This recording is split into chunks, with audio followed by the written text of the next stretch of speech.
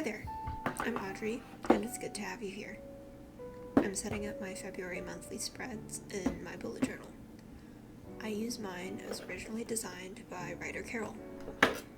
I don't know who the algorithm is feeding this to, so for those who don't know, the bullet journal method was developed by writer Carol as a way of setting up a journal planner hybrid.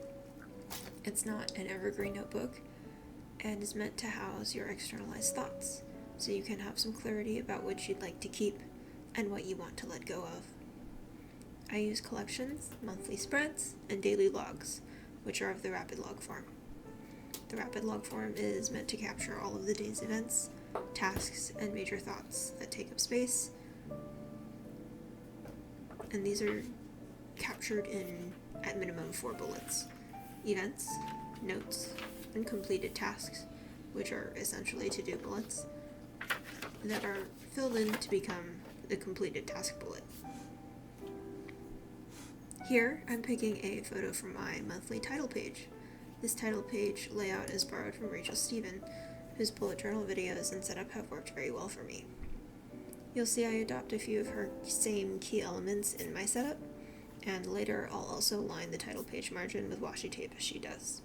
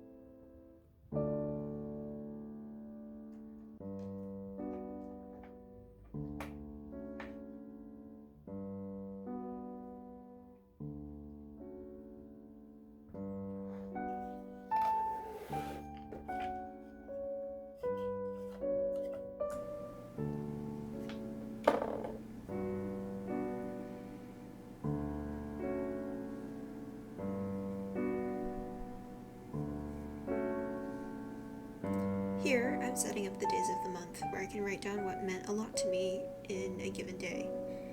It lets me have a glance at the month with respect to how I felt. It's not as discreet or quite the same thing as a mood tracker, though.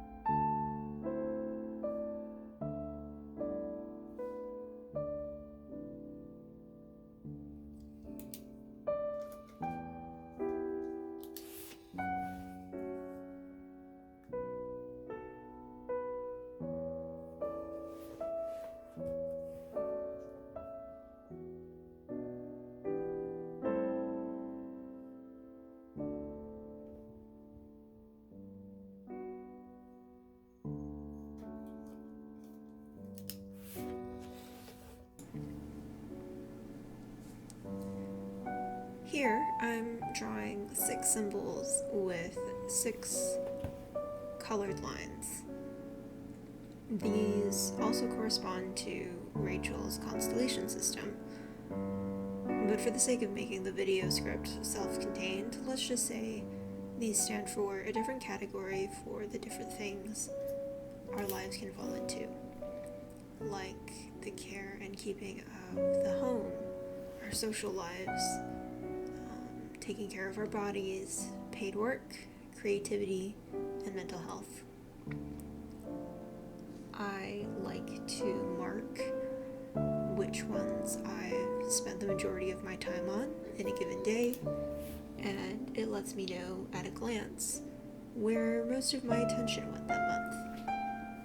I'll link Rachael's video in the description, where she introduces the Constellation system, and you should watch that if you're interested.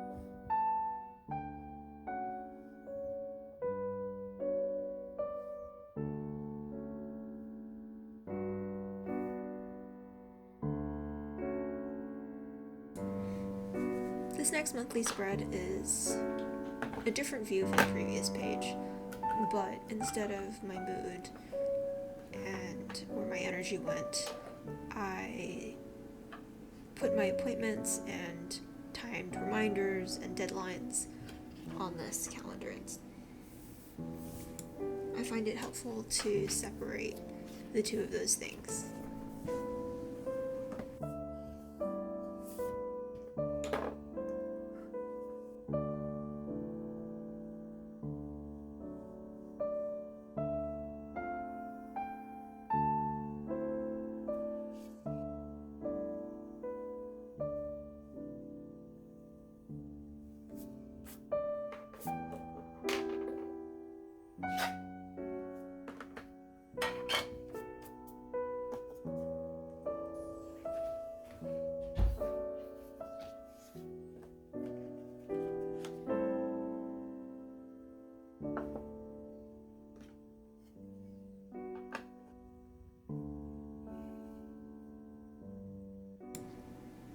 This is a Dutch door for looking ahead to March, with the dates written out in that same vertical monthly format.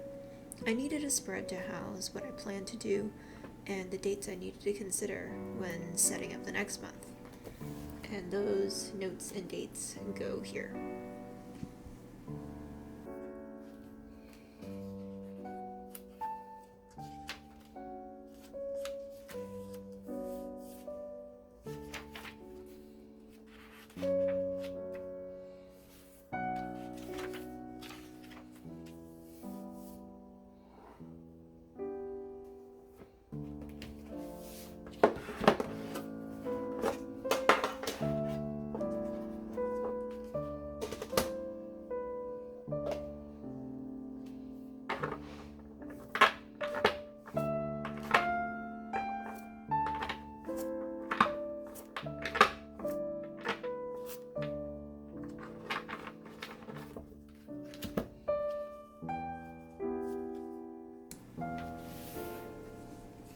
I read tarot as a prompt generator for introspective purposes. I like to do this while setting up my bullet journal to start thinking about the next month and what my intentions are for it. And this is a 4-card spread with a significator and 3 cards for the mind, body, and person, which I synonymously use with the word soul, but I prefer to use person with a capital P.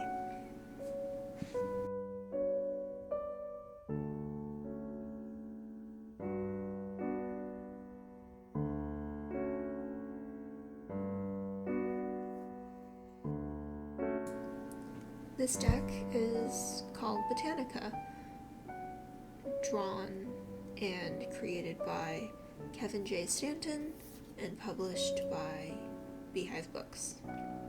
I backed it when it initially launched as a Kickstarter, roughly when COVID-19 lockdowns began.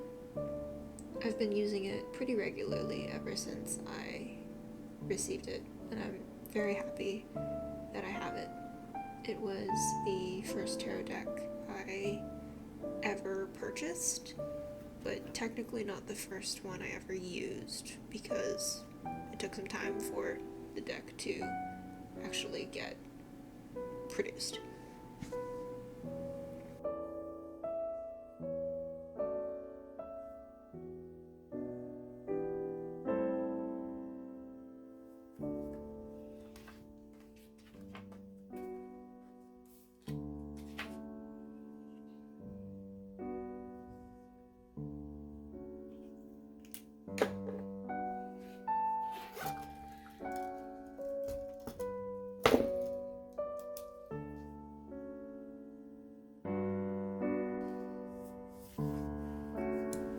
And that's really about it for my setup.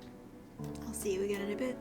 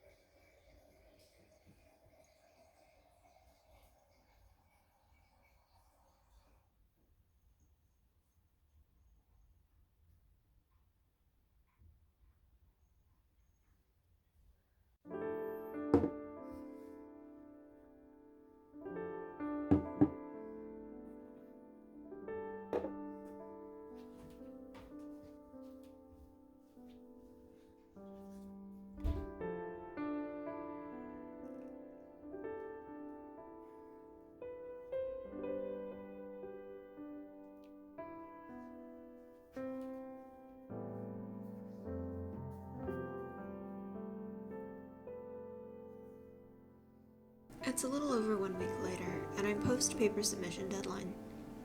I've spent a few days winding down, and now I'm ready to start catching up on things that mean something to me. One of these things is commonplacing. Commonplacing is an old practice and traditionally was for capturing short quotes or snippets of text you wanted to keep in an easy-to-access place. Now, especially in social media and on YouTube, it's also become a notebook that can house your own personal musings about topics that are important to you, like a journal, or large amounts of copy text and research notes of the like. For me, this commonplace book mostly contains information I gather from other sources, and not my thoughts on the matters. Mentally, I like to separate these two things, and I'm working on building an A5 rings notebook that might house my memory keeping and subject matter entries about special interests. I've ordered an embroidered binder on Etsy, and it should be delivered in the next few weeks.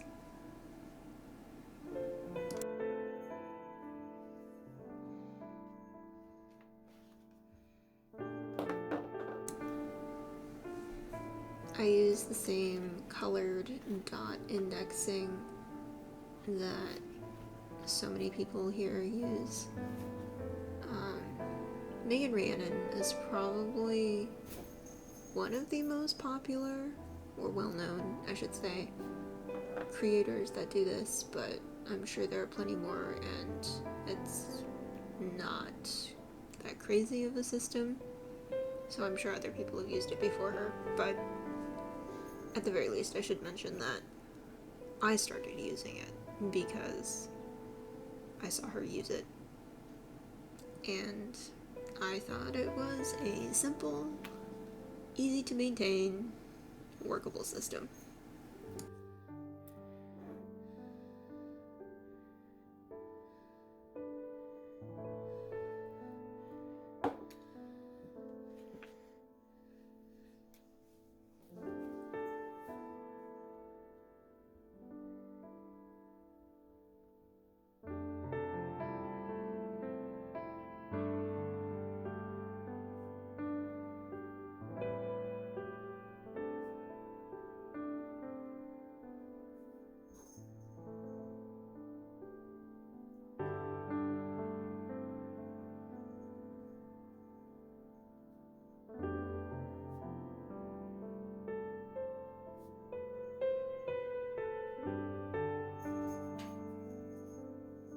This is an A6 Midori empty notebook stored in a Moterm zip folio and taupe. I pre-decorate my pages because I find that when I'm in the mood to commonplace, I'm not in the mood to decorate, and vice versa. These stickers are from a Sticky Club subscription I had for about a year and then canceled after realizing I was not using up my stickers nearly as quickly as they were coming in. I'm hoping to finish off my stash by the end of the calendar year.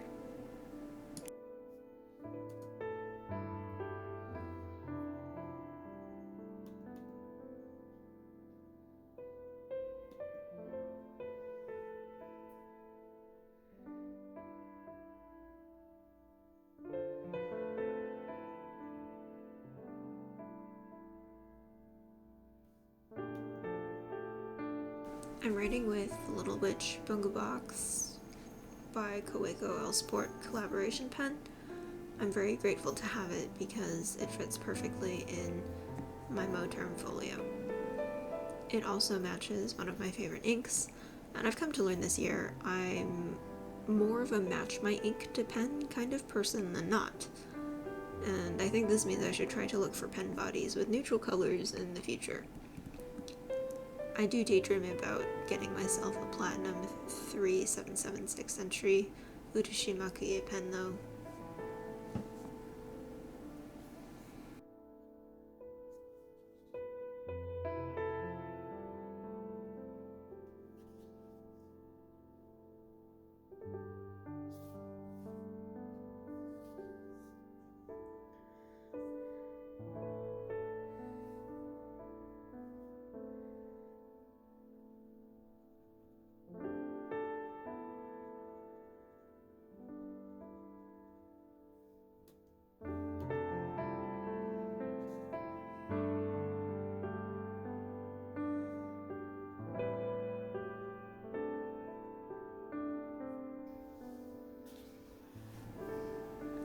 At some point, I've realized I've stopped filming, and when I restart the camera, it occurs to me that this new level of zoom might be better, and I continue filming this way, not realizing the effect this change will have when I put the clips into context with everything else I've been filming.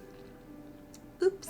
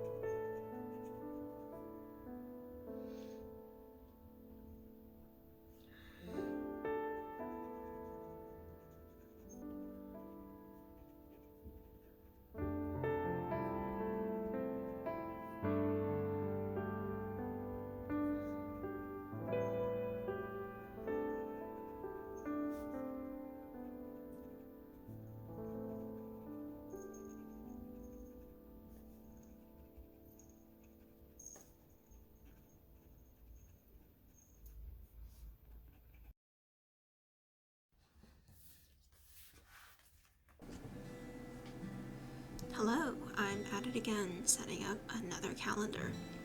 This one isn't aligned with the start or end of any month, though, and is meant to serve as a study tracker.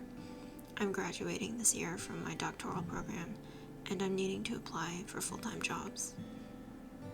The interview process for these can be as short as 2 or 3 1-hour interviews, or up to 2 full days of in-person interviewing, where the company flies you out to the office.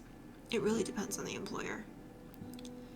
For the jobs I'm applying for, these interviews consist of at least 1, often 2 programming interviews where we solve puzzle-like or short task-based problems with code, and need to finish within 30 or 40 minutes. The other interviews might discuss previous research, and will involve general knowledge questions that may have nothing to do with my research area. That being said, it is expected we know our core specialty down pat, so I'm making sure to brush up on those too. Generative AI is the new hot topic where venture capitalist money is right now, and many job listings are preferring applicants that have this experience. While I can't study my way to the level of experience involved in publishing a work, I can at least study the foundational building blocks required in that research, and should they hire me, I wouldn't be starting from the ground up.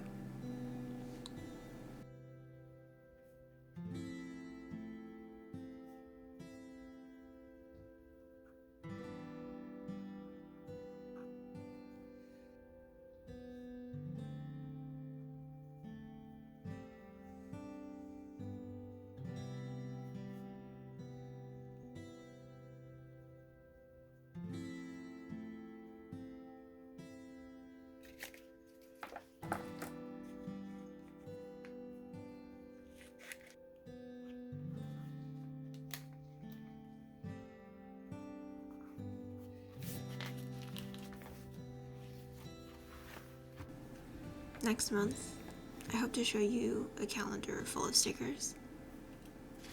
See you then. Take care.